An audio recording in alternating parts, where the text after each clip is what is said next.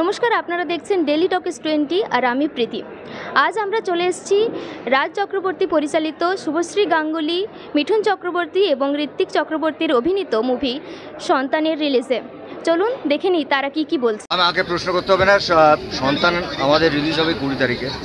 এটা wonderful combination তো বটেই, যে মিঠুনদা এবং তার সঙ্গে আমার আরও যারা 3 জন আছেন আমার খুব প্রিয় অভিনেতা।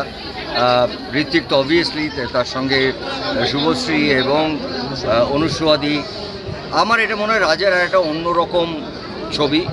আমি কালকে দেখা হয়েছিল, আমি বলছিলাম যে আমরা আগে এক সময় যে ধরনের ছবি করতাম পুরো ফ্যামিলি ওরিয়েন্টেড, রাজের নিশ্চয়ই অ্যাকশন প্রেমের ছবি করেছে, এরকম ফ্যামিলি ড্রামা আমি আগে দেখিনি। I was very excited. আর মিঠুনদার সম্পর্কে আমার বলার সাহসই নেই, কারণ আমি মনে করি ভারতবর্ষের অন্যতম কয়েকজন অভিনেতার মধ্যে মিঠুনদা।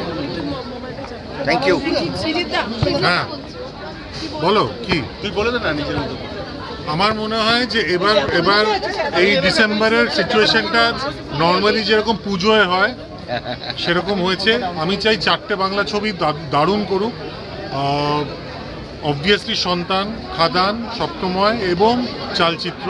কারণ আমার মনে হয় যে বাংলা ছবির ভালো করাটা সামগ্রিক ইন্ডাস্ট্রির পক্ষে খুব জরুরি, এবং সেখানে আমাদের সবচেয়ে বড় থ্রেট কিন্তু হিন্দি ছবি বা পুষ্পার মতো ছবি। এখনও সেই শো টাইম নিয়ে ঝামেলা চলছে, এখনও আমরা শো কম পাচ্ছি।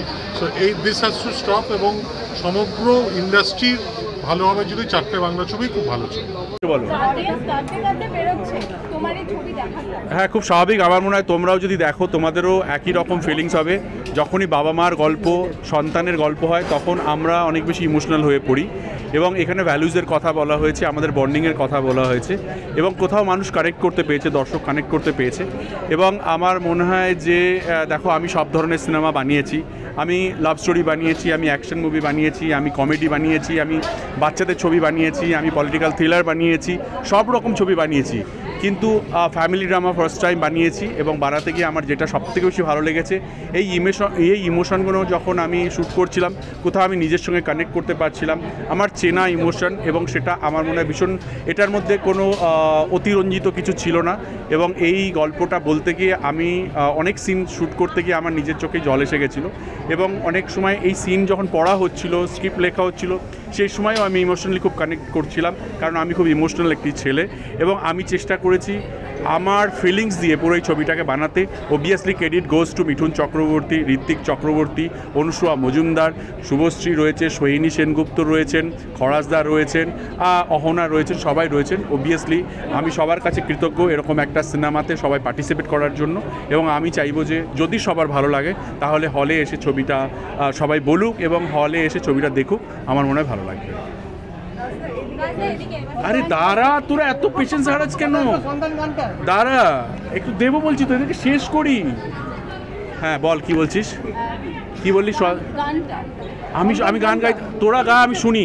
বল, গা, তোরা গাও, তোরা গাও না, গাও। তোমরা প্লিজ, আমি বলবো। দেখো, এখন আমার মনে হয় যে এই সিনেমাটা খুবই সিরিয়াস একটা সিনেমা, এবং এই বড়দিনে সপরিবারে দেখার মতো একটা সিনেমা সন্তান। প্লিজ সবাই হলে গিয়ে এই সিনেমাটা দেখো, প্লিজ তোমরাও দেখো। তোমরা যারা বাবা মার থেকে দূরে আছো, তোমরা কাজকর্ম করো, হয়তো অজান্তে বুঝতেই পারছো না বাবা মার থেকে তোমরা কতটা দূরে চলে এসছো, বাবা মা কতটা একা। যদি এইটুকুনি ফিল করবার জন্য এই ছবিটা যারা দেখবে, তারা ওইটা ফিল করবে, এবং আমার মনে হয় যাদের সম্পর্কগুলো আরও সুন্দর হয়ে উঠবে, বা যে করেও কাজের মাঝখানে বাবা মার জন্য সময় বের করে তাদের পাশে গিয়ে দাঁড়াবে। আমাদের কিছু বন্ধুবান্ধব, আত্মীয় স্বজন এবং আমাদের ইন্ডাস্ট্রির বন্ধুরা এসেছিল ছবি দেখতে, এবং কিছু বয়স্ক মানুষ যারা সন্তান হারা, তারা এসেছিলেন।